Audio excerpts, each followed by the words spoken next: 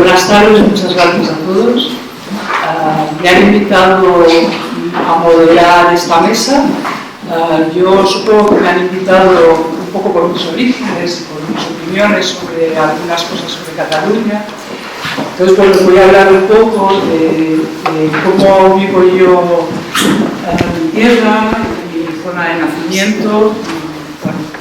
Yo nací en un pueblo del Berguedà, que es una zona de la Cataluña profunda, del Alto Llobregat. El pueblo se llama Puig-reig. En mi pueblo, que era un pueblo industrial, me acuerdo perfectamente, en los años 60, ya tengo una edad, no puedo recordar esos años, llegaban a mi pueblo decenas de familias, fundamentalmente procedentes de Andalucía, que llegaban a trabajar en las 9 fábricas textiles que tenía el pueblo. La gente nos recibíamos con absoluta normalidad. Al poco tiempo se movían en el pueblo como peces en el agua. Aprendían, porque en mi pueblo la gente no sabía castellano, todo el mundo hablaba catalán y eran muy raras las personas que hablaban castellano. Ellos iban aprendiendo palabras, la gente les ayudaba y no había ningún problema. Cada cual usaba el idioma que mejor le parecía, el que le resultaba más conveniente, y las cosas sucedían de manera muy sencilla. Pero de un tiempo a esta parte parece como si una extraña rauxa, supongo que lo de rauxa se entiende, tendré alguna palabra en catalán porque me gusta que estamos hablando de eso, se hubiese apoderado de mi tierra de origen, y estoy refiriéndome por supuesto al independentismo. Como yo vivo ya en Cantabria desde hace más de 40 años, me hago muchas preguntas que algunas veces pues, pueden venir motivadas por la distancia, pero a veces la distancia también da claridad. ¿Cómo se puede sostener que la situación actual impide a los catalanes ser catalanes? Yo no lo puedo entender. ¿Qué hay detrás del España nos roba? Bueno, vamos sabiendo algunas cosas que hay detrás del España nos roba. Probablemente Pujol nos roba, pero le roba a España. ¿Por qué se desprecia al andaluz hoy? Eso no pasa. ¿Qué tipo de Cataluña tienen en la cabeza los de Esquerra Republicana, las CUP, los Pujol, los Mas y esas gente? ¿Qué le pasa hoy a Luis Llach, antaño capaz de componer las más bellas y solidarias canciones? Igual ahora le tendríamos que decir, no era yo, no era yo. ¿Recordáis aquella canción? Yo la recuerdo mucho y tengo muchas ganas algún día de decirse. Sí. A ninguno de estos dirigentes les preocupa para nada una Barcelona llena de pobres que duermen en los cajeros de la Caixa desde Montjuïc a Sant Gervasi. Tampoco la pésima sanidad semi-privatizada que existe en Cataluña. Hay un discurso muy bonito de unas fiestas de la Merced, un pregón de la Merced, que os voy a leer un trozo, de trabajadoras y trabajadores, la gente de Barcelona, de Cataluña, que tras agotarse las cadenas de montaje en el de las fábricas, sacaba fuerza de su propia pobreza para convertir la vida en democracia. Este fue un pregón que dijo en las fiestas de la Merced Teresa Andújar, os lo recomiendo, que es muy bonito. Ya nadie se acuerda de eso, de la solidaridad, de la fraternidad, a un lado y otro del otro. La crisis del textil cerró las 9 fábricas de mi pueblo, que se había hecho próspero gracias a aquellos chicos y chicas que vinieron en el tren semidescalzos desde Andalucía y ocuparon las colonias de Calmarsal, de Calpons, de Calprat, colonias de preciosa arquitectura modernista, pero de dura vida obrera. Ellos, los que vinieron y los que estábamos juntos y mezclados, hicimos aquella Cataluña que durante años, abierta, plural, de muchos sonidos y colores, ideas y sensibilidades, hoy intentan convertir mi querida tierra en un solar mezquino, monolingüe, aislado, fracturado y tenso. Desde el más discriminado de los barrios de los pueblos hasta las residencias más privilegiadas, toda la gente de Cataluña cabe en Cataluña.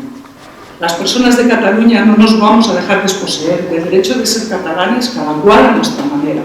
Y en estas estamos y por eso estoy hoy aquí. Gracias.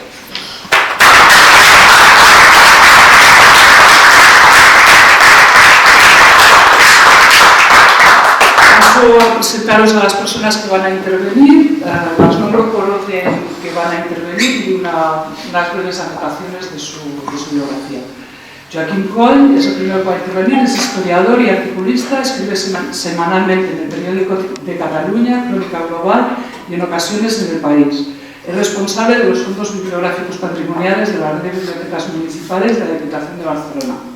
Su intervención se centrará en explicar las dos Cataluñas, la inmune al proceso y la políticamente radicalizada atendiendo a las variables etnolingüísticas. El siguiente que va a hablar es Miguel Riera, es cofundador y director de la revista El Viejo Topo, es coautor de títulos como La batalla de Génova o Porto Alegre, Otro mundo es posible, y más recientemente ha publicado reflexiones como salir del euro, preguntas y respuestas más frecuentes. Edita y dirige los sellos editoriales El Viejo Topo, Montesinos, Piel de Zapa, y es editor del sello Biblioteca Buridán y de la revista literaria Quimera. El siguiente que va a hablar es Jesús María Puente, es profesor de instituto, militante de comisiones obreras de UGT, con puestos de responsabilidad en ambas organizaciones, perteneciente a BACEA, y actualmente... ¿De comisiones o de UGT? Más puesto de comisiones. Perdón, mi izquierda vida, me he equivocado, perdón. Queda claro. Perteneciente a BACEA y actualmente trabaja en plataformas como Pasaje Seguro y Libres. Eugenio del Río Gabaraín, nacido en Donosti, San Sebastián, en 1943, participó en la actividad antifranquista desde los años 60, primero en ETA y luego en la expresión que durante poco tiempo se llamó ETA Berri, ETA Nueva, y de ahí surgió EMK, Movimiento Comunista Vasco, que contribuyó a la formación del movimiento comunista del que fue secretario general. En la actualidad es miembro de la Federación de Asociaciones de Acción en Red, ha trabajado especialmente sobre la historia de las movilizaciones sociales y de las ideas de la izquierda. Colaborador de Página Abierta y coordina la web de Pensamiento Crítico, ha publicado diversos libros, no voy a seguir con más cosas, porque son muchas. Y Josu Ugarte nació en Bilbao en el 54, en el seno de una familia católica y nacionalista vasca. Realizó el bachillerato en el Colegio de los Jesuitas de Bilbao y cursó estudios de Ciencias Económicas que no finalizó. Trabajó en una librería universitaria, fue representante de editoriales de ensayo y narrativa y fundó en Madrid con otros socios la editorial Los Libros de la Catarata. A finales de los 80 ha dirigido la Asociación de Reflexión BACEA y ha coordinado el proyecto de investigación La extorsión y la violencia abierta contra empresarios, directivos y profesionales. Ha militado en el Partido Comunista, en Euskadiko Ezkerra, en Izquierda Unida, es afiliado de comisiones y ha participado activamente a lo largo de su vida en organizaciones culturales, pacifistas, de derechos humanos y ecologistas. Ya los tenéis a todos presentados. Entonces,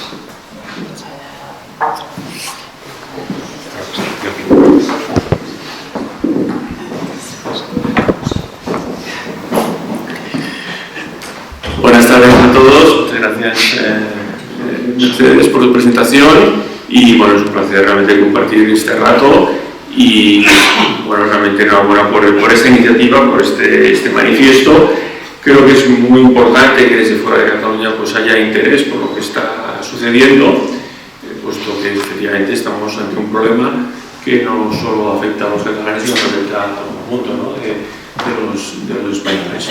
Y es muy importante también que desde posiciones pues de izquierdas pues realmente se tengan las cosas claras, ¿no? Se tengan las cosas claras qué es lo que significa el nacionalismo, qué es lo que ha ocurrido en Cataluña y qué es lo que puede ocurrir. Por tanto, cuál es en realidad la raíz, ¿no? del problema del llamado conflicto por los nacionalistas, ¿no? Y es muy importante porque los independentistas van a intentar, ya lo llevan tiempo haciendo, ¿no? Pero buscar la complicidad, ¿no? la comprensión para culminar su objetivo, ¿no? mediante el referéndum, ¿no? Y encontrar pues, este apoyo, ¿no? Fuera también de Cataluña, sobre todo en aquellos colectivos, en aquellas culturas políticas, ¿no? Que más apego tienen a la idea de la democracia, ¿no? Esta idea legítima de votar, de consultar, de resolver políticamente los problemas que efectivamente son políticos, ¿no? Y por tanto ellos pues, buscan esta ayuda, ¿no? para el referéndum, ¿no? Y yo creo que es muy importante que desde posiciones progresistas pues, se diga claramente que el referéndum que va a estar en boga, ¿no? En los próximos días y en los próximos meses, porque sin duda alguna pues va a haber una convocatoria unilateral del referéndum.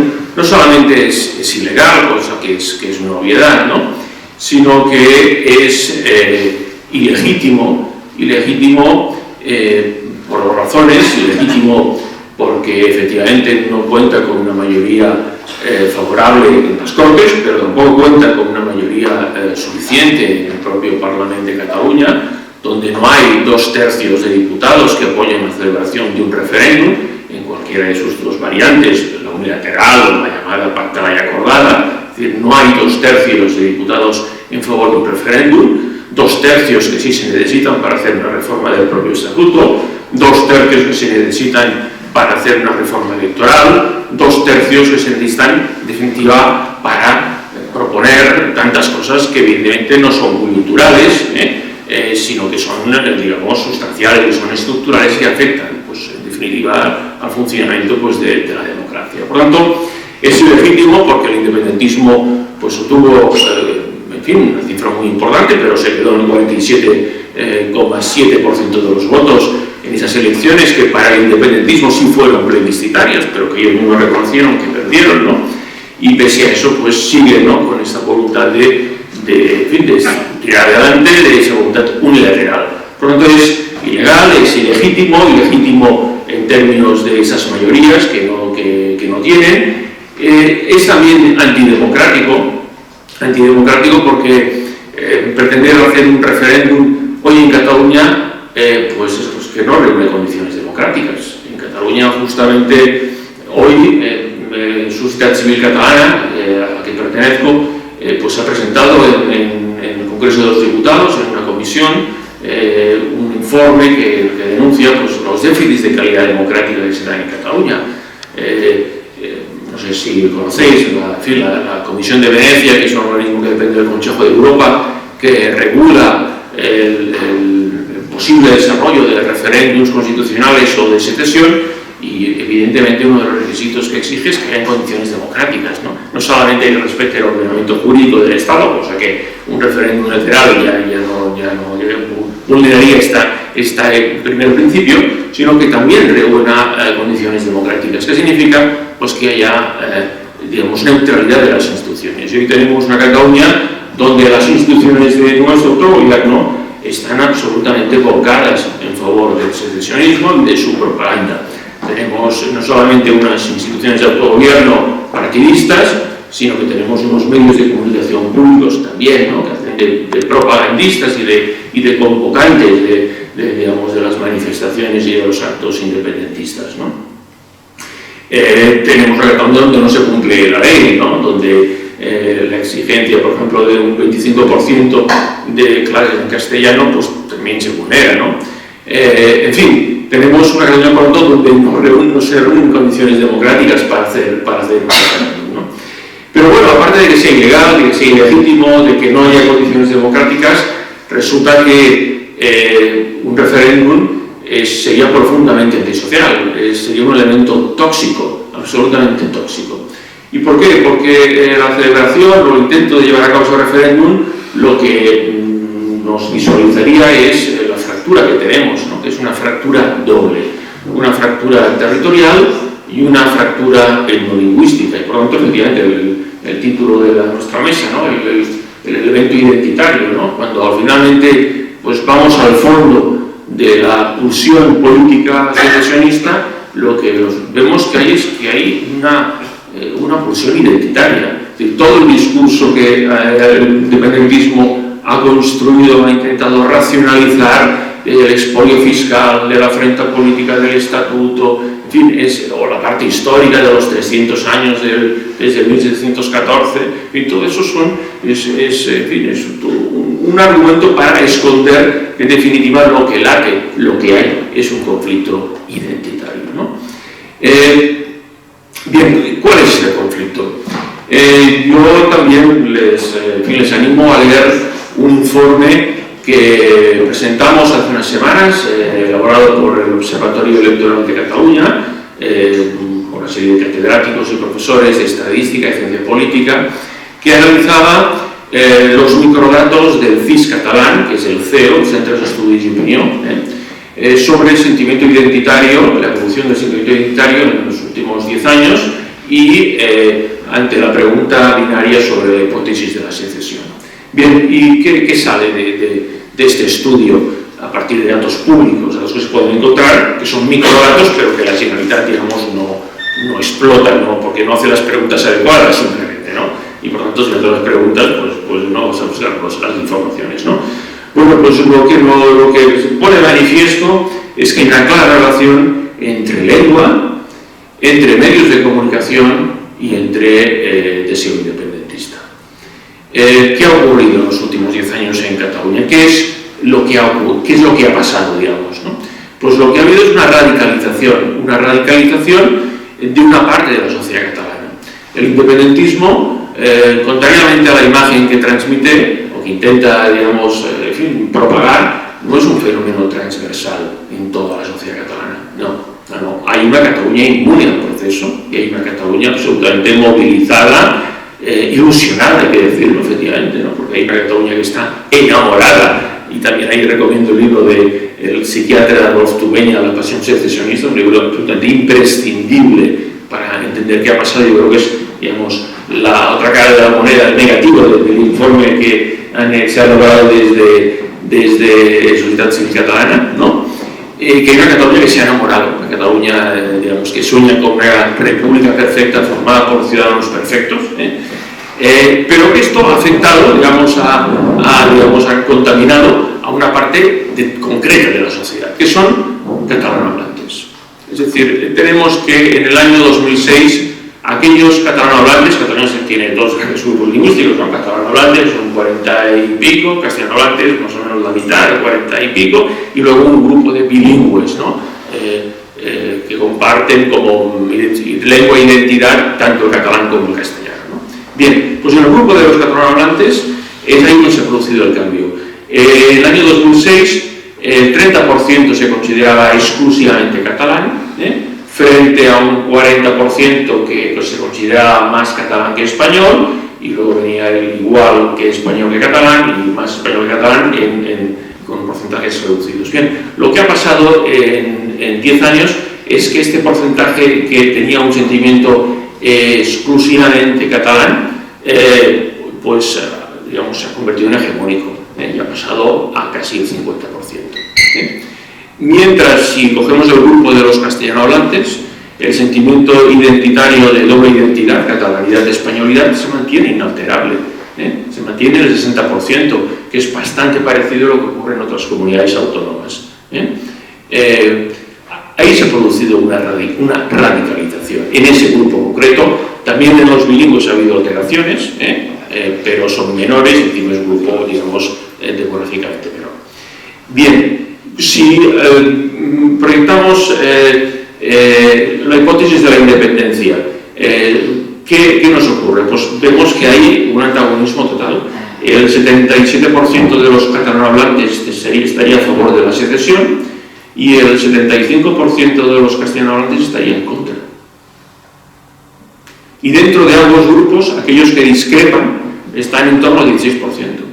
Esta es la realidad de la Cataluña de hoy. Efectivamente, hay una fractura en términos etnolingüísticos. La pregunta es, bueno, entonces, ¿es la lengua la culpable? No, la lengua no es la culpable, ¿no? La lengua es un factor neutro, ¿no? Como el género, digamos, ¿no? Bien, eso nos lleva a una reflexión que es el papel de los medios de comunicación y, por tanto, cómo se ha generado este proceso. Si es un proceso que ha ido de abajo arriba, como sostienen decir, o es un proceso que va de arriba abajo. Y bien, cuando vemos la correlación entre voto independentista y consumo de informativos, pues efectivamente vemos que el 78% de los que miran TV3, para simplificar, son secesionistas.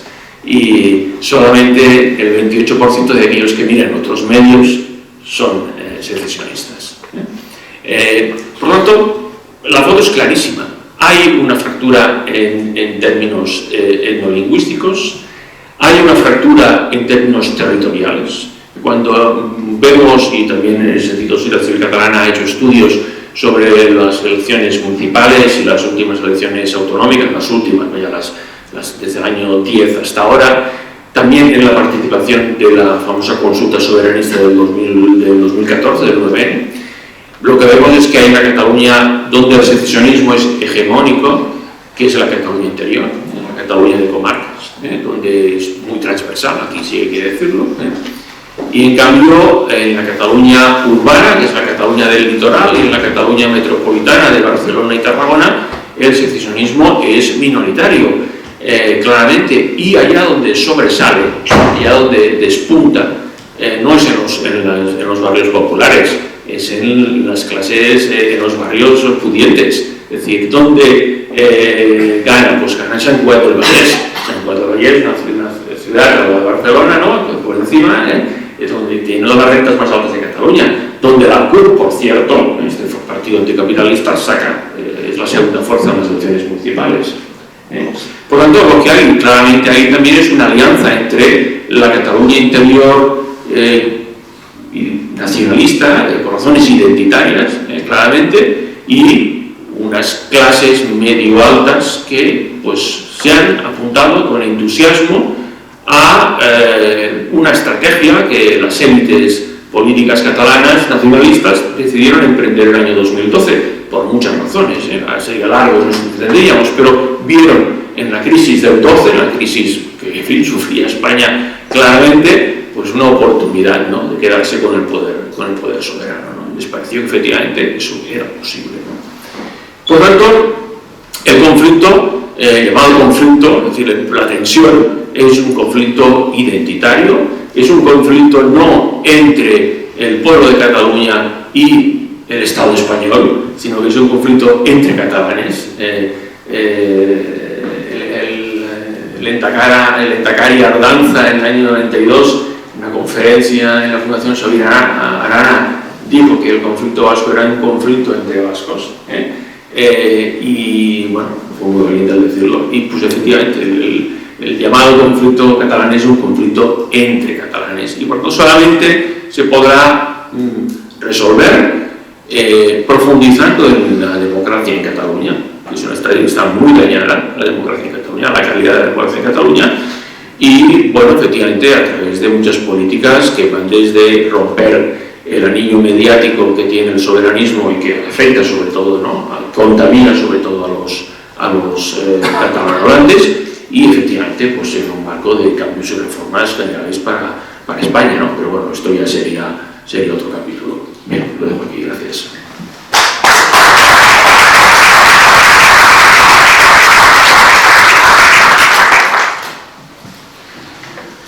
Bien, después de estas esclarecedoras palabras de Kierkegaard, tocará hacer un brevísimo repaso de lo que piensan las izquierdas de Cataluña.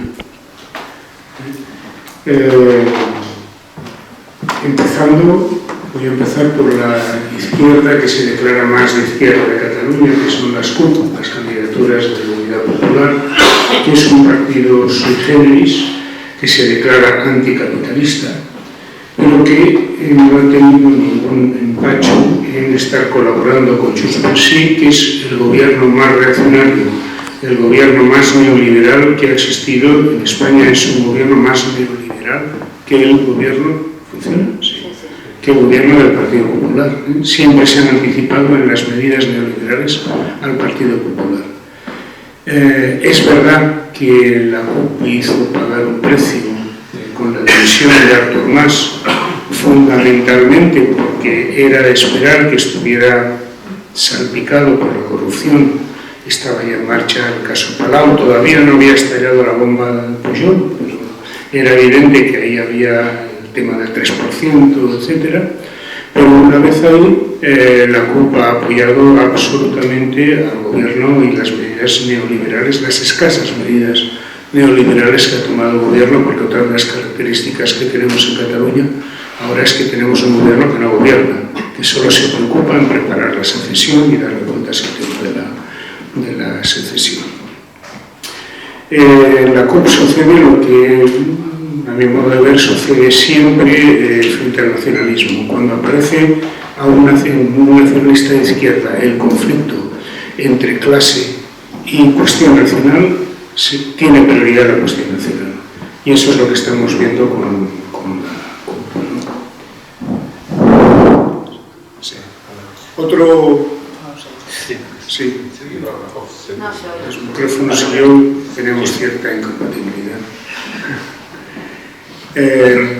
Un partido, vamos a ser generosos, que vamos a llamar de izquierda, es Esquerra Republicana. Esquerra Republicana es un partido pequeño burgués, básicamente, de clases medias, en el que, por cierto, esto también tengo que decirlo, la mayor parte, el grueso de la gente de la CUP es clase media, no es clase obrera.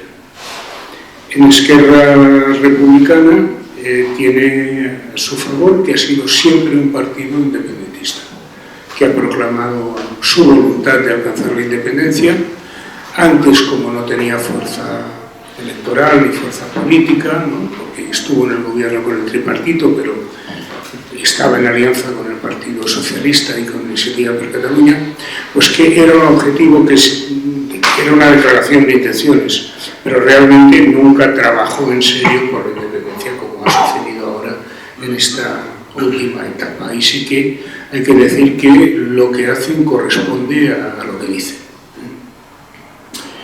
Luego tenemos esta nueva formación que no sé si estando aquí en Santander la han bautizado ya o todavía no tiene nombre, pero que se llama algo, se llamará probablemente algo como Comunes, o Los Comunes, o Cataluña en Común, o En Común, o algo parecido, que está formado por las diferentes fuerzas de izquierda que quedan en el espectro político catalán. Ahí confluyen, y ya de hecho ya han hecho los documentos de fusión, ¿no? Ahí confluye un sector de Podemos, un sector minoritario de Podemos, aunque nadie duda que tarde o temprano Podemos acabará plenamente integrado en ese partido. La gente de Ada Colau, de Barcelona en Común, que son los que pilotan de alguna manera este proceso. Los restos del naufragio de Esquerra Unida y de Iniciativa per Catalunya. Básicamente estas son las formaciones, ¿no?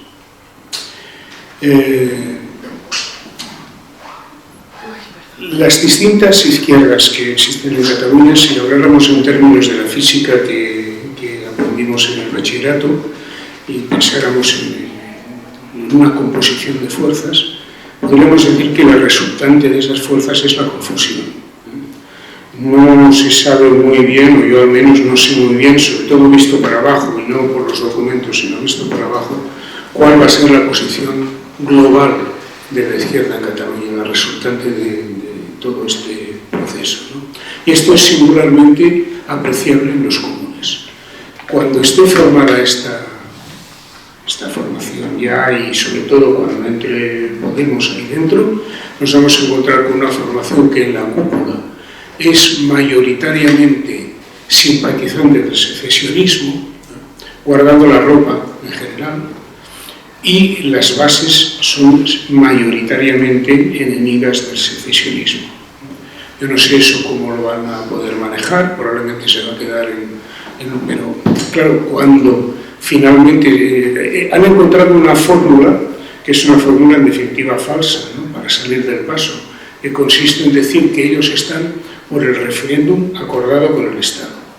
Como eso es evidente que no se va a producir, pues están en tierra de nadie, en una situación de impasse en que unos dicen, Jaume Sans, por ejemplo, que es teniente alcalde del Ayuntamiento de Barcelona, obviamente es independentista y hace declaraciones en ese sentido, y otros las hacen en sentido contrario, ¿no? Luego tenemos el Partido Socialista, que ha sufrido una evolución en los últimos tiempos. Hay que retroceder en los años para decir que las izquierdas en Cataluña siempre han reconocido el principio de autodeterminación y la idea de la nación catalana. Eso como, por una parte, herencia de la República, y lo que pasó después en la Guerra Civil, etc. Y también porque se se ha utilizado el principio leninista como eje de esta idea, no el de no la posición de Rosa Luxemburgo, sino la posición de Lenin. Pero esto realmente, como no se veía en el horizonte una necesidad imperiosa de reflexionar sobre ello, pues se ha ido manteniendo durante los años de una manera que la verdad nadie pensaba en serio. Cuando en la izquierda hace muchísimos años pensábamos en la nación y en la construcción nacional, yo creo que muy mayoritariamente estábamos pensando en la nación cultural. No estábamos pensando en la nación política, no estábamos pensando en la constitución de un Estado. Y la gente que podía pensar entonces en eso era muy minoritaria. Yo no creo que en los años 70 hubiera más de un 6 o un 8% de gente que pudiera pensar en esos términos. El Partido Socialista era uno de estos partidos que había planteado el tema de la autodeterminación hace muchos años, pero que ha ido evolucionando, también había planteado el tema del Estado federal, ¿no? También había planteado el tema de la República, igual que Izquierda Unida, que Esquerra Unida, etc. Pero esto eran cosas que la verdad es que se decían por arriba, pero que no se veía que realmente estuvieran luchando, ¿no? Ni por el Estado federal, ni por la República. Había otros problemas más urgentes y esto no estaba puesto sobre el tapete, ¿no? Ahora el Partido Socialista es un partido que se ha anclado en la posición de negar la legalidad, incluso la legitimidad del referéndum, y pide pues, el diálogo con el Estado y el avance hacia un Estado federal, aunque eso todavía no está claramente formulado, entre otras cosas porque para el independentismo el Estado federal es una cosa del pasado, es una cosa que ya, página pasada, ellos hablan ya en términos de Internet, eso es otra pantalla y ya no hay que retroceder a ese punto. Y por último, y para acabar, quedan las personas, quedan los pequeños grupos y las personas, porque la izquierda no son solo los partidos políticos. Hay mucha gente desencantada, mucha gente que no participa en partidos políticos, que está en su casa, que trabaja en plataformas civiles. Hay asociaciones claramente antiindependentistas, existe en la sociedad civil asociaciones claramente, he dicho claramente independentistas y quería decir lo contrario, ¿no? Claramente antiindependentistas. Hay, igual que hay pues, la Asamblea Nacional Catalana, la Unión Cultural, entidades civiles ampliamente subvencionadas, pero civiles, y que están por el independentismo. Pues hay plataformas como la Asociación de ASEAC, que se llama así como Asociación de la Izquierda No Independentista de Cataluña, otras plataformas, algunos medios de comunicación y gente que habla poco, ¿no? Gente que en todo caso en las encuestas pues dirá que sí o que no, pero hay una cierta sensación global de que lo políticamente correcto no es meterse mucho con el tema de la asociación, no pisar esos charcos, ¿no? Pero hay mucha gente en esos términos que siguen siendo de la izquierda comunista, de la izquierda anarquista. Por cierto que también hay anarquistas independentistas, que eso es una contradicción en los términos que nunca he entendido, pero existen algunos que están en estos. Y ese es el panorama muy, muy reducido y limitado de la izquierda en Cataluña.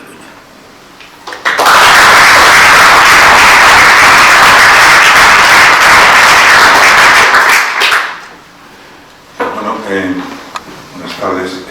Me gusta dirigirles algunas reflexiones, fundamentalmente en torno a las conexiones entre lo que es la eclosión del nacionalismo independentista catalán y sus relaciones con, fundamentalmente, el nacionalismo vasco, entendiendo en este sentido el nacionalismo vasco obviamente contemporáneo. Y en mi intervención voy a centrarme más que en las relaciones entre, digamos, el partido histórico y dominante dentro del seno del nacionalismo vasco, que es el PNV. No voy a referir tanto a esto, que evidentemente es sumamente importante por sus relaciones históricas con Convergencia Democrática de Cataluña, con Unión Democrática y actualmente con el PDeCAT, sino voy a referirme a lo que ha sido una de las, digamos, elementos más importantes, más graves a la vez de nuestra vida durante el periodo democrático, que ha sido la existencia de ETA, la práctica de ETA y sus consecuencias. En este caso no voy a hacer tanto hincapié en sus consecuencias sangrientas, sus consecuencias de fractura humana, aunque evidentemente sí, sino en sus consecuencias político-morales, ¿no? Como ustedes saben, me imagino, aunque es una cosa que se ha ocultado, es absolutamente evidente que la práctica de ETA, o al menos yo considero que hay estudios suficientes como para caracterizarlo así, la práctica de ETA es una práctica que debemos considerar fascista, fundamentalmente porque ha pretendido, mediante la utilización discriminada, no indiscriminada, de la violencia, ha pretendido, mediante dosis importantes de terror, conseguir llevar a sectores importantes de la sociedad vasca a un determinado terreno y a la vez imponer, gracias a esta utilización del terrorismo y de la violencia y de la intimidación, imponer un discurso que pudiera ser negociado con el Estado central. Es decir, esta práctica, que bueno, evidentemente no tengo tiempo de fundamentar más allá de los hechos y los estudios que creo que existen y de la reflexión que entiendo limpia o democrática debería verla con bastante claridad. Estamos conmemorando el mes que viene el 30 aniversario de la masacre de Hipercor. Un mes antes fueron las elecciones al Parlamento Europeo, creo recordar, 1987, y se presentó una candidatura que recordará seguramente Eugenio, que está aquí a mi izquierda.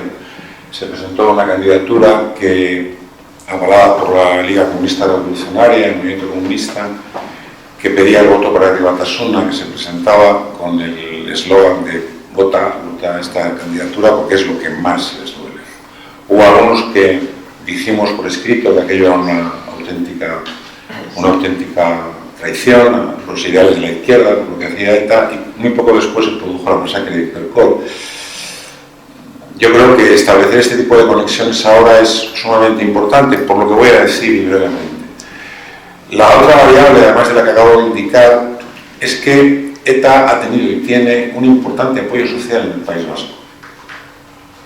Ese apoyo social es un apoyo moral, es un apoyo político-moral, es decir, es una identificación, no es una enajenación. No es el momento tampoco de hablar de psicología social, pero no estamos hablando en ningún caso uno de los gravísimos errores que ha habido siempre en la caracterización del fascismo o de los nacionalismos, o también de las formas más salvajes del stalinismo, ha sido la de referirse a la locura colectiva, o a la locura de los dirigentes, o a la locura del partido único. No, estamos hablando de la lucha pura, fría y descarnada por el poder y de la destrucción del otro. Eso requiere racionalidad, requiere frialdad. Bien, ese apoyo social ha sido uno de los grandes problemas que probablemente ha generado la identificación con el nacionalismo no español por parte de sectores importantes de la izquierda. ¿Por qué?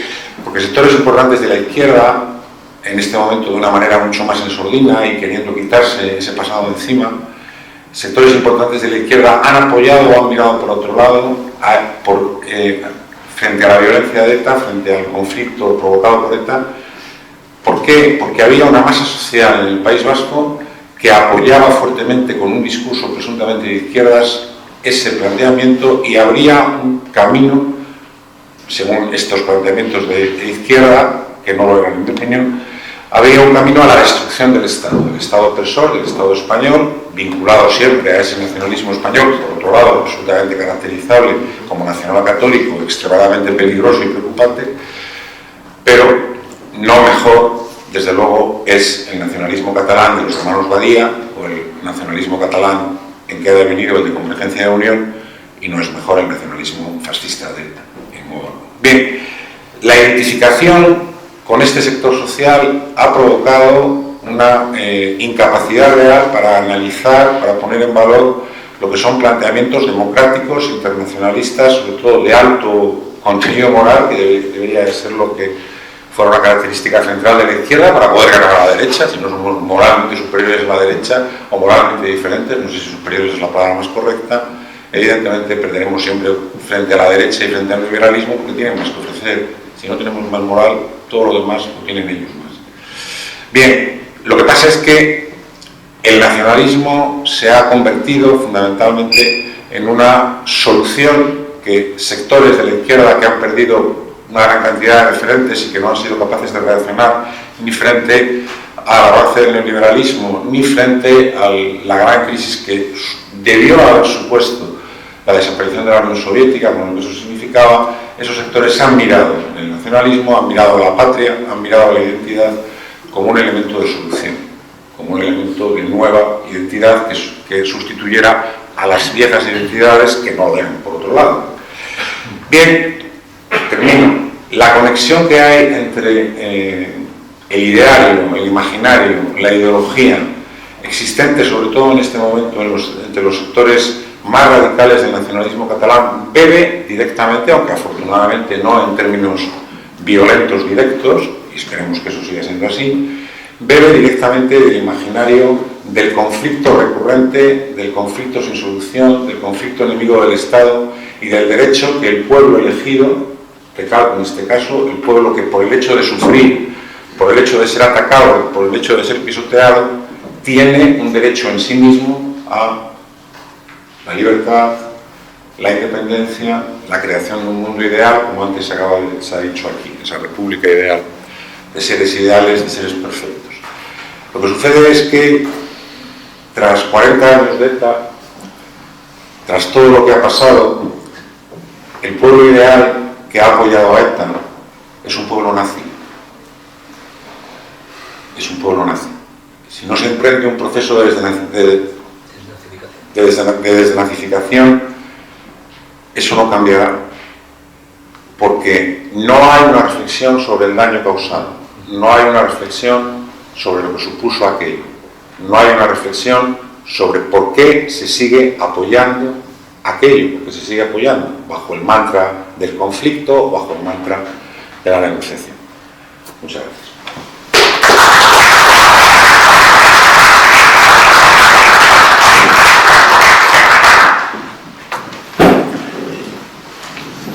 Muy buenas noches. Me agrada mucho compartir esta mesa con personas comprometidas en la crítica a uno de los males más característicos del panorama político, no solo español, sino europeo actual, que es la sustitución de identidades colectivas con una clara base social por identidades étnicas de utilización política. Creo que es un problema que se ha atenuado en el País Vasco, que se ha recrudecido obviamente, como se ha hecho notar, en Cataluña, pero que lo estamos encontrando en bastantes países europeos, hasta el punto de que hoy las identidades étnicas constituyen un componente fundamental de los sistemas de partidos nacionales en la mayor parte de los países europeos. Identidades con un contenido autorreferencial, antipluralistas, incapaces de comunicarse con otras identidades y que tienden a oficializar, por decirlo así, los sentimientos de pertenencia, de manera que representan en ese aspecto una especie de vuelta al mundo premoderno, en el cual las personas estaban marcadas por sentimientos que en lo mejor de los países modernizados y secularizados pasaron a pertenecer al ámbito de lo privado. Como digo, este es un hecho de repercusiones graves, quizá no tan profundo como a veces podíamos pensar. Yo lo pensé así en relación al País Vasco, pero pero veo que la desaparición de ETA como realidad política, material, actuante, ha abierto ciertas puertas a transformaciones en las mentalidades que, como digo, yo no imaginaba que podían producirse en un plazo relativamente corto, ¿no? El punto en el que quisiera situarme ahora, aprovechando los minutos que me quedan, es el siguiente. En Cataluña se ha producido un bloqueo en muchos aspectos, pero que tiene una traducción política evidente. En ninguno de los campos en presencia tiene fuerza suficiente para hacer que triunfe su perspectiva, no tiene capacidad ni para vencer ni para convencer.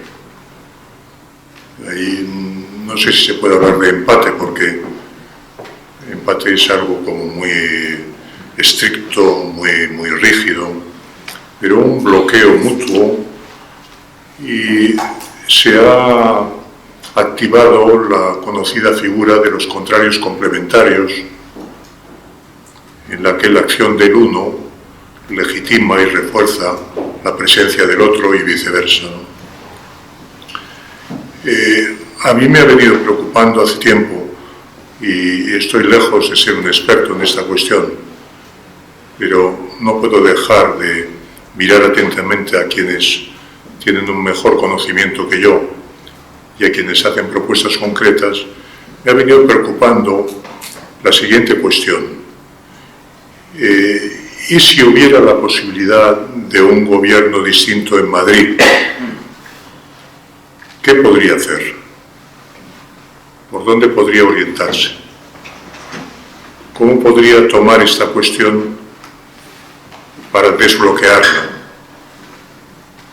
Hace algún tiempo yo pensaba, antes de 2012, ¿no?, que un gobierno en Madrid podía activar ciertas vías de solución,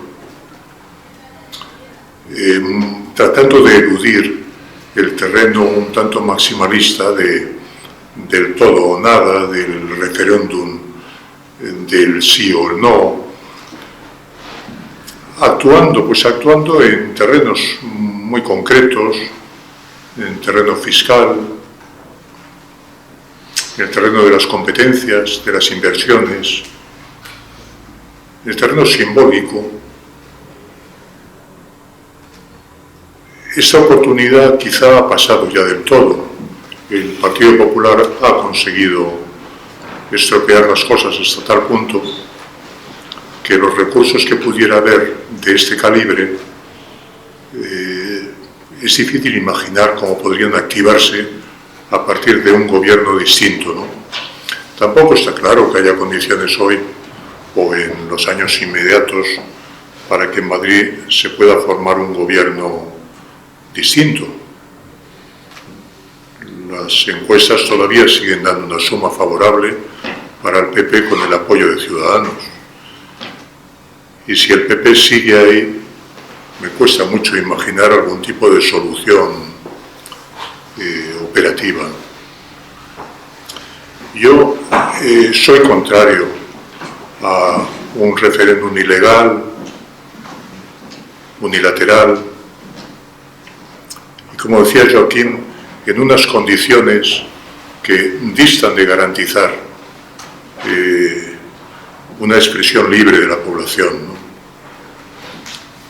Pero creo que hay, en la cuestión del referéndum, quizá me equivoco, porque ya digo, no domino suficientemente, pero en la cuestión del referéndum hay una lucha política que es importante y que no tiene tanto que ver con qué resultará al final, sino cómo se pueden mover las piezas para restar fuerza a la idea de una consulta en los términos en los que viene presentándolo el Frente Independentista.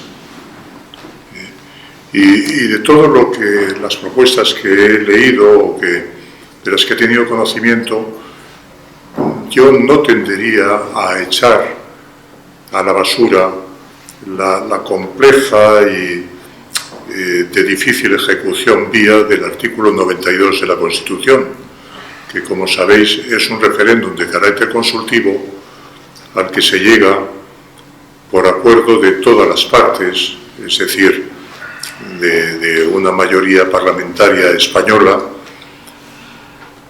y que podría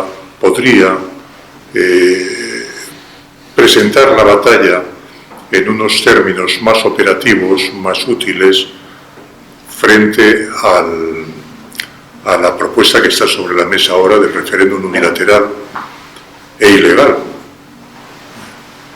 y cuya presencia en el panorama político español por sí misma está creando ya un daño enorme, ¿no? Pienso que si hubiera un gobierno nuevo, ¿acaso no perdería el tiempo moviéndose también en este terreno?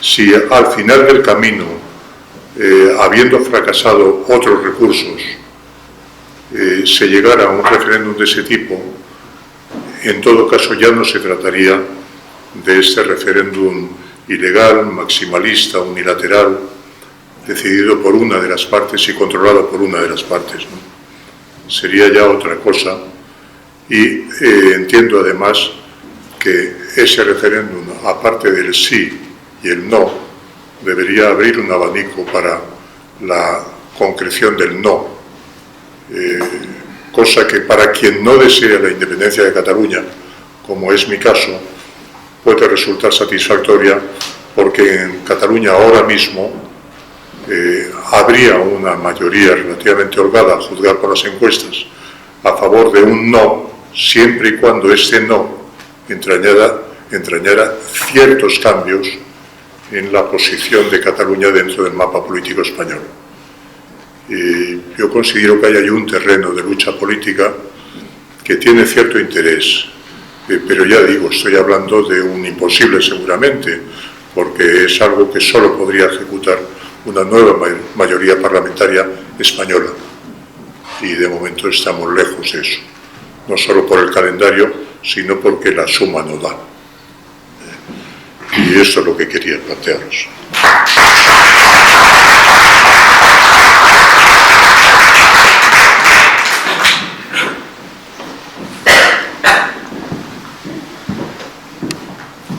Buenas tardes.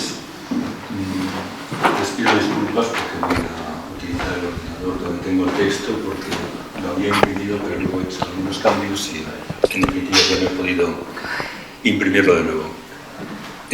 Quiero hablarles brevemente sobre algunos de los peligros de las lógicas identitarias para las izquierdas, para la izquierda, para las izquierdas.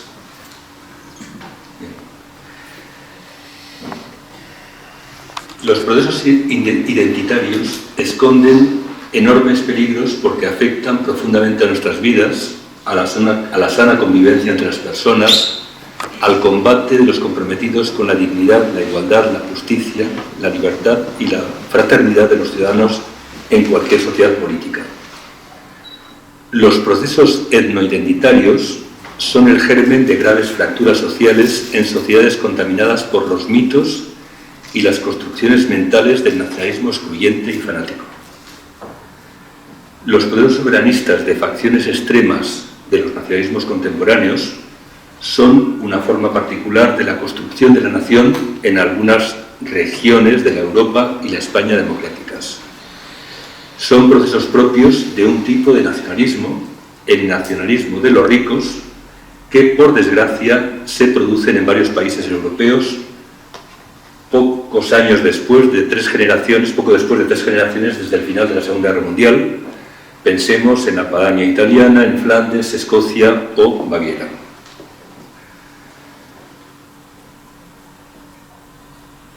Los nacionalismos etnoidentitarios, en particular nuestros nacionalismos vasco y catalán, sigo una reflexión que en parte ya se ha producido, generan profundas divisiones en el interior de sus propias comunidades y provocan fracturas, barreras y fronteras artificiales de sus respectivas comunidades vasca y catalana, pretendidamente homogéneas, diferentes y superiores frente a la España más allá del Ebro, a la que desprecian, la creen atrasada e inferior, a la que se enfrentan y de la que desean separarse. Y digo pretendidamente homogéneas, y recordemos expresiones como gu euskaldunok, gu tagutarrak, nosaltres els catalans, etc. Pretendidamente diferentes, por ejemplo, con expresiones como gure hizkuntza, gure tradizioak, gure cultura, gure nortasuna. Hizkuntza es lengua, nuestra lengua, referida a la lengua vasca, al vascuence, nuestras tradiciones, nuestra cultura, nuestra identidad. Identidad con grandes mayúsculas.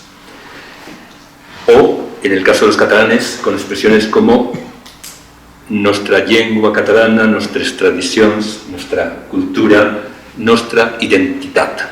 Además, identidad. O pretendidamente superiores, por ejemplo, frente a maquetos, cacereños o charnegos en Cataluña.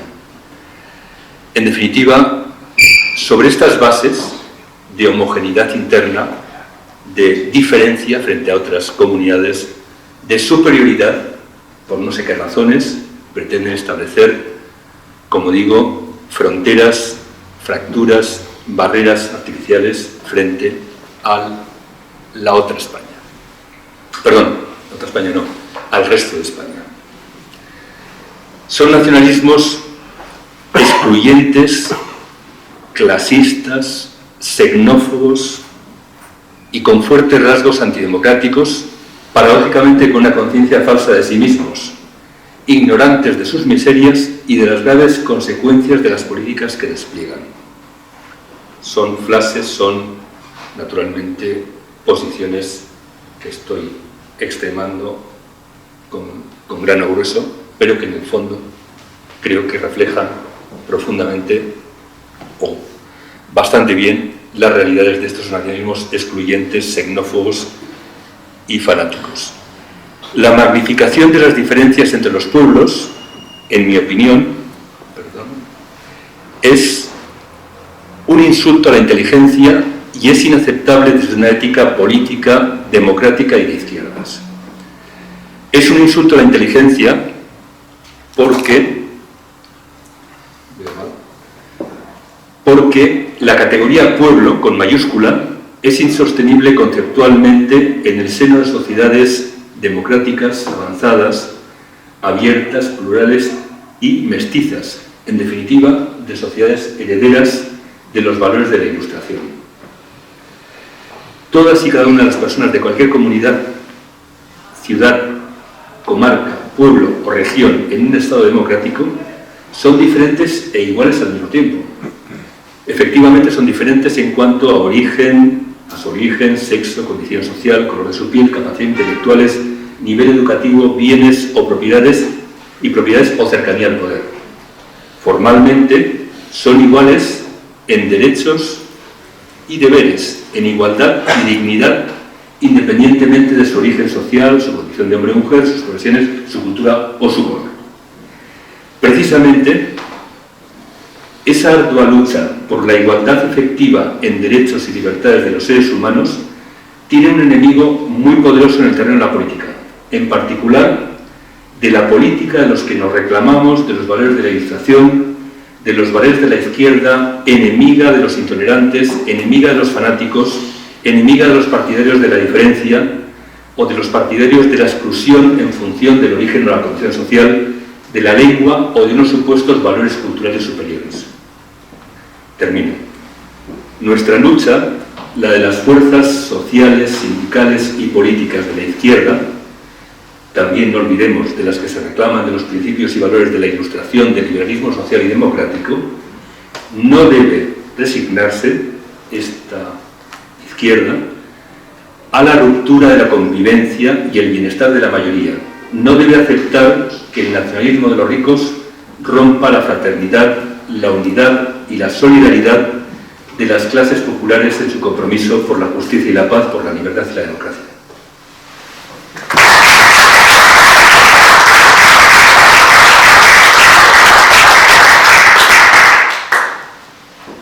Bueno, ahora vamos a leer el comunicado del colectivo Juan de Mairena.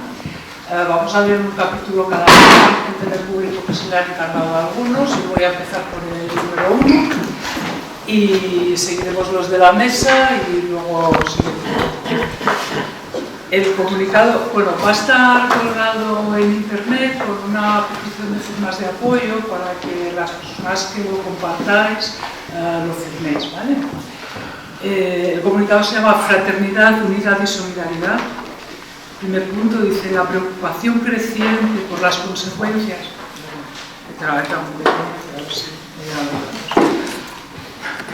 La preocupación creciente por las consecuencias del proceso secesionista catalán, iniciado hace unos años, hace necesarias la clarificación y la movilización de quienes desde posiciones democráticas y cívicas apostamos por evitar la ruptura entre los demos común formado por quienes vivimos y viven en Cataluña, con quienes vivimos y viven en el resto de España. Sí. Entendemos que no se están valorando los costes reales de establecer diferencias irreales entre las vivencias e intereses comunes de la mayoría. Creemos que es socialmente nocivo enfrentar deliberadamente diversidades culturales mixtas y enriquecedoras que han conformado una sociedad plural y mestiza.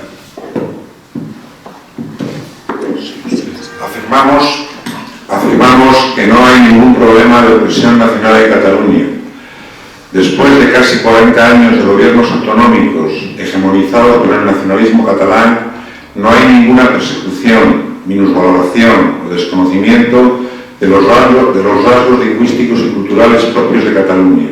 Por el contrario, es la lengua castellana la que en determinados ámbitos es considerada como lengua foránea de Cataluña. En esos 40 años, las competencias y capacidades de gobierno de las instituciones catalanas no han hecho otra cosa que crecer y consolidarse en el marco de un Estado profundamente descentralizado. 4.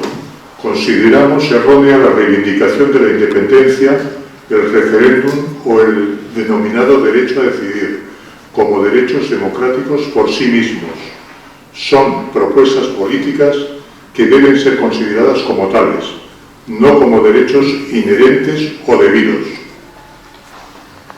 5. Llamamos la atención sobre el origen real de la marea secesionista, la campaña de los grupos más importantes de la burguesía catalana para reducir su ya escasa tributación. Para lograrlo, pretenden establecer un inexistente sujeto tributario, Cataluña, y de ese modo evitar la imposición directa en función de la renta. Asimismo, llamamos la atención sobre la continuidad de esta marea, el proyecto de las élites locales de consolidar un poder propio, ocultar la corrupción y las políticas de recortes y desplazar, como ellos mismos han reconocido, las protestas sociales contra las agresiones antipopulares de los gobiernos de Convergencia y Unión y de Junts pel Sí.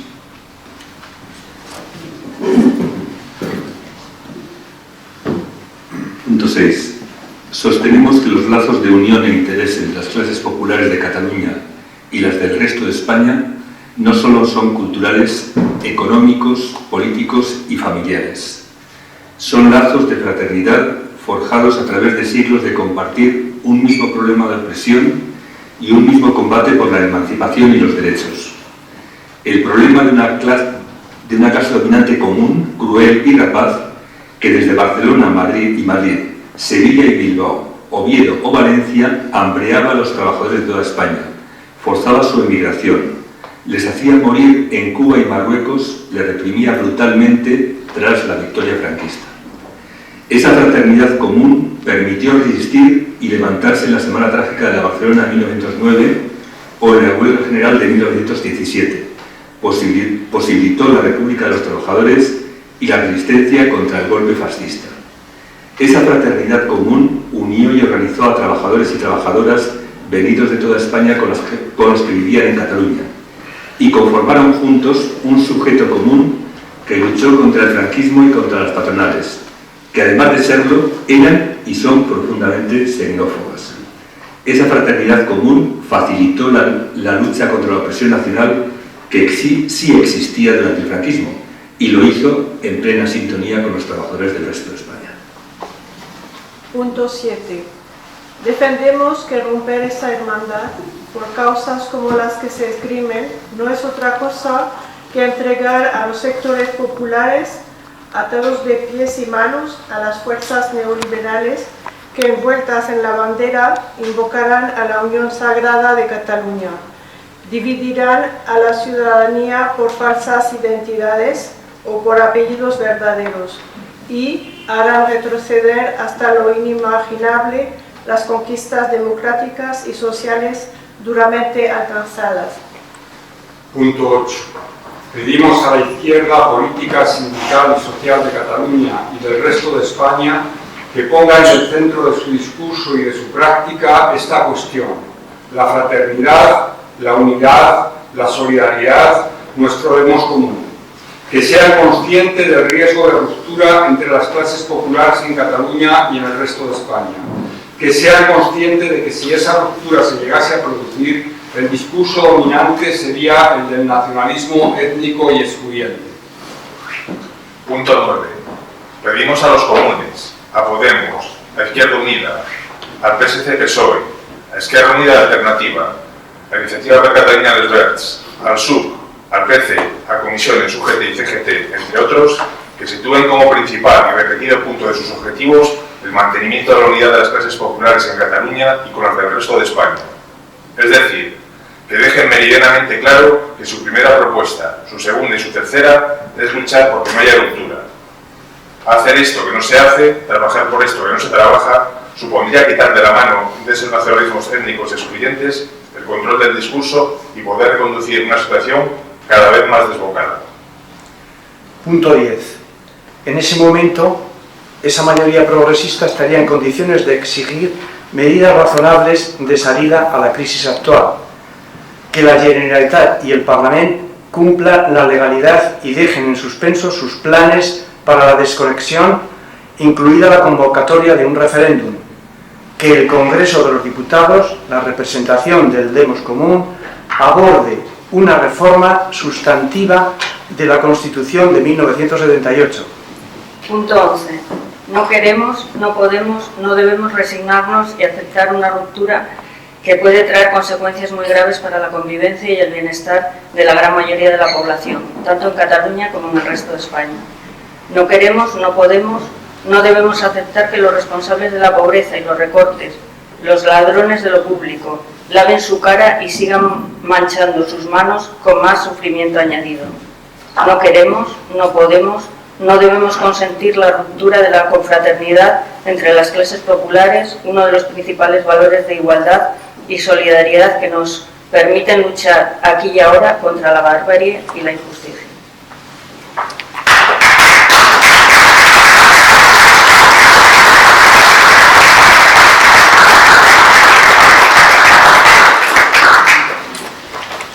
Tenemos un poquito de rato, poco, para el debate, porque a -5 nos han dicho que nos tenemos que ir de aquí.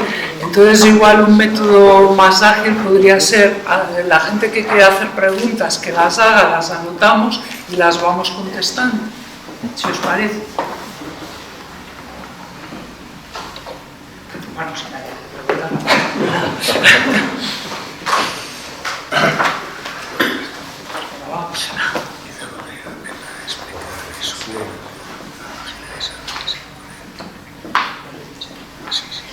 Bueno, a mí me viene a la cabeza una anécdota que he vivido.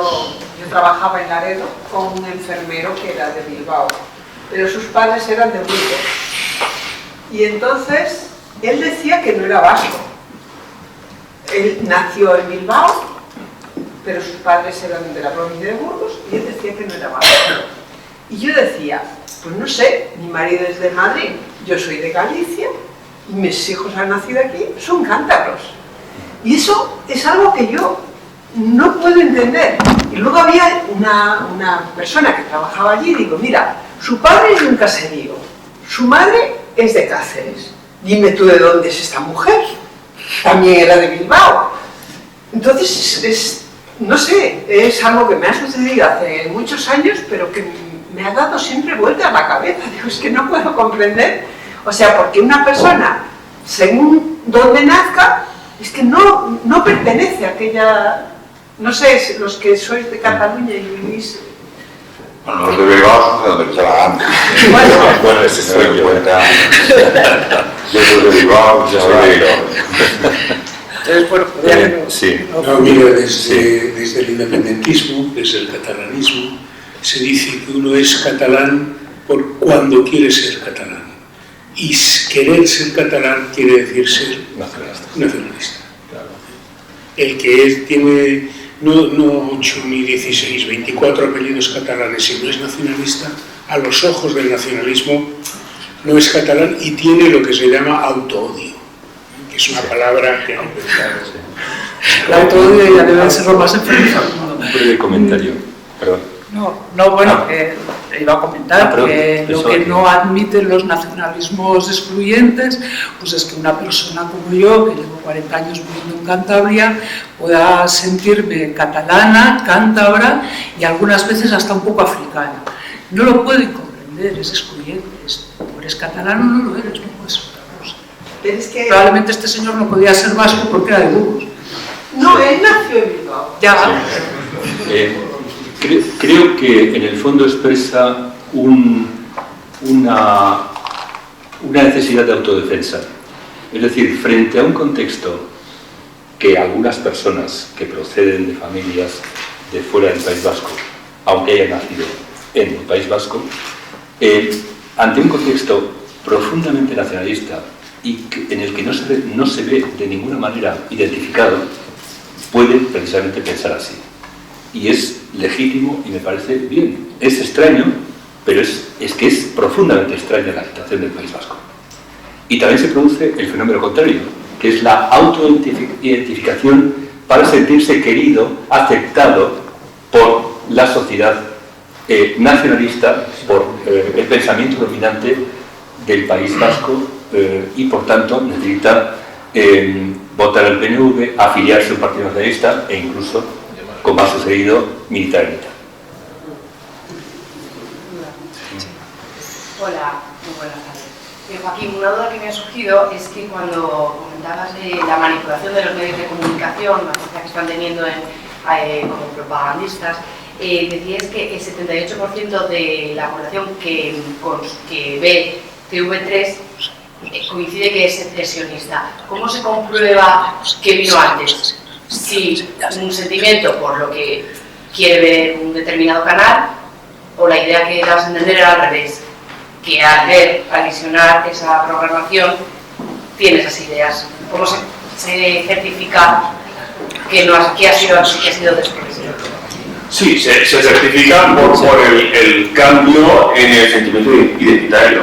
Es decir, en el 2006 tenías que el sentimiento excluyente estaba reducido al 30% de los catalanohablantes, solamente se sentían catalanes, y en 10 años ha pasado al 50%, ¿no? Esto coincide efectivamente con el proceso, que es un proceso, que es un martilleo de propaganda, ¿no? Es un martilleo de España no roba, es un martilleo de la frente política del estatuto, es el martilleo de las inversiones, de los agravios, de esta angustia existencial de independencia o decadencia, ¿no? Por tanto, el papel de los medios es clarísimo. Mi medio no solamente sucede en Cataluña, es un fenómeno que se conoce como democracia de audiencias, ¿no? Es decir, pasa es que en Cataluña se da de una manera especialmente aguda, ¿no? Es decir, eso sucede en muchos sitios, es decir, eso de que no los medios acaban creando, ¿no? Es decir, un determinado tipo de oyentes, de algún tipo luego se retroalimentan, ¿no? Es decir, pues yo digo que el proceso viene de arriba abajo.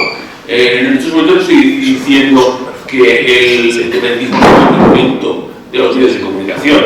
No, el independentismo tiene ahora una dinámica popular, ciertamente, ¿no? Como un fenómeno pues, de masas, de mucha gente, autónoma, efectivamente, ¿no? Pero la pelota alguien la lanzó, ¿me entiendes? Y evidentemente había una corriente de fondos, ciertamente, porque siempre ha habido un nacionalismo pues que ha soñado con la secesión. De hecho, la idea del nacionalismo es que no hay nación plena sin Estado propio, ¿no? Es decir, eso, por tanto, eso igual solo te lo definen el fin de semana, el domingo, pero ahí está, ¿no? Y por tanto, hay el sustrato que van trabajando, ¿no? Yo creo que, por tanto, eso es clarísimo. Los propios independentistas en las encuestas que se hacen, por ejemplo, de GESOP, que no es un instituto público, sino es privado, una empresa que hace muchas encuestas, ¿no? Pues los propios independentistas reconocen que los medios públicos son parciales, ¿no? Pero bueno, que les parece bien, claro, son los suyos, ¿no?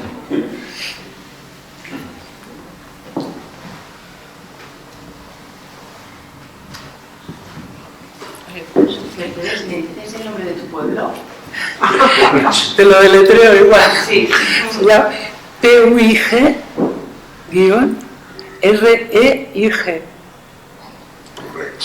Puig. Se lee Puig-Reig. Además, como es muy difícil, nosotros decimos Puig-Reig. Y los de este pueblo nos llamamos Josip Purrachenka, que es una palabra horrible. Yo solo quisiera tal vez hacer un comentario a la intervención de Eugenio en relación al tema del referéndum consultivo, ¿no? Porque, a ver, en Cataluña hemos votado muchas veces, no paramos de votar, ¿no? Por tanto, en fin, hemos podido, digamos, auscultar, ¿no?, cuál era la opinión de la gente, ¿no? El 23 de septiembre hubo unas elecciones autonómicas que efectivamente tuvieron un carácter plebiscitario.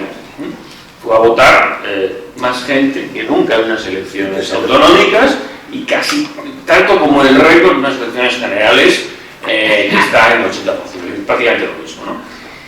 Por lo tanto, ahí conocimos la opinión de los catalanes, porque no hubo ningún independentista que no fuera a votar, ¿no? Por tanto, conocimos que aquellos que deseaban la secesión y que deseaban la secesión en unos términos radicales, porque el programa de Junts pel Sí era un programa de referéndum, no de referéndum, no había referéndum, ya se lo había pasado el referéndum, ya iba directamente a la declaración unilateral de independencia, y el programa de la CUP lo mismo. Por tanto, después de 3 años de una matraca tremenda, yo creo que la campaña de agitación y propaganda más importante que ha habido en Europa después de la Segunda Guerra Mundial, en Europa Occidental, que hemos sufrido en Cataluña desde el 2012 al 2015 y con lo que sigue, bueno, pues la ola llegó al 47,7, que es muchísimo, es una barbaridad, es tremendo, evidentemente, ¿no? Porque además es gente muy motivada, muy apasionada, muy convencida, que además, lo decía antes, bueno, es que es un tema de una parte de catalanohablantes,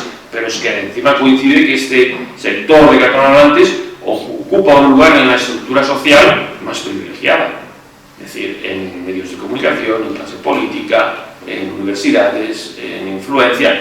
Una reflexión muy interesante sería ver por qué el mundo académico en Cataluña, el mundo intelectual, ha sido tan pasivo, incluso cómplice con el nacionalismo, a diferencia del País Vasco, donde ahí ha habido mucha más oposición y mucha más disidencia al nacionalismo. En Cataluña eso no ocurre, porque efectivamente ha habido en fin, una posición de poder, y esa posición de poder lo ocupan pues unas clases que son mayormente catalanohablantes. Reconocerlo, es así, digamos, ¿no? Los castellanohablantes ocupan una posición diferente, lo cual, en fin, ahora simplifico, ¿no? Esto es muy complejo, pero un poco para... Entonces, volviendo al tema del referéndum consultivo, que, en fin, yo no comparto, porque creo que es que ya sabemos cuál es la foto. La foto es que tenemos una sociedad dividida, una sociedad fracturada, y efectivamente estamos, tú lo decías muy bien, estamos en un empate de impotencias, empate de impotencias. Es decir, ni ellos tienen mayoría ni fuerza suficiente para provocar una ruptura unilateral, aunque van a jugar a cronificar y a socializar el conflicto, y por tanto, efectivamente, esto de, digamos, ¿no?, de esta lógica, ¿no?, de los contrarios, ¿no? Es decir, a ver, si yo monto una cosa y ellos me quitan las urnas, envían a la policía y a partir de ahí, ¿no?, se lía la cosa, ni por el otro lado, pues aquellos que pensamos que pues de ninguna manera se puede ceder a ese chantaje, pero que hace falta cambios y reformas para fortalecer el proyecto común, en definitiva, no para contentar a los nacionalistas, que no se les va a contentar. La reforma constitucional, ellos no lo quieren. El federalismo, ellos no quieren el federalismo, en absoluto. Ahora, muchos pensamos que a través de una reforma federal, pues el proyecto común se fortalecería, porque para tener más argumentos, tener más fortaleza, pero, por tanto, nosotros también estamos en una posición de debilidad, de empate. Por tanto, hay un empate entre todos, ¿no? Y esto es el problema de fondo, ¿no? Que no sé muy bien cómo resolverlo, pero en ningún caso yo creo que cediendo a ningún tipo de referéndums. Nos ha visitado el señor de seguridad, que debe querer decir que tenemos que terminar. ¿Vale? ¿Quieres contestar? No, sí. Brevemente, porque hay muchos problemas implicados que no vamos a resolver en poquito tiempo, ¿verdad? No, unas elecciones en las que se vota al mismo tiempo por partidos y por una fórmula política son ilegítimas por definición. Es decir, nunca sabemos cuál es el contenido real del voto de cada persona. Entonces, sí sabemos que hay una cierta aproximación a una voluntad independentista y a voluntades no independentistas, pero no es aceptable como forma de contar voluntades, ¿no? Tampoco me parece satisfactorio, y ya lo dije antes, el sí o el no, el todo o nada en una cuestión tan delicada y que tiene una proyección sobre el futuro importante y que tiene riesgos de irreversibilidad. El sí o el no no vale, y desde luego no cuadra en absoluto con encuestas más matizadas en las que la gente puede pronunciarse sobre varias formas de no. Puede interrumpir, pero tenemos que cerrar. Pues está muy claro entonces.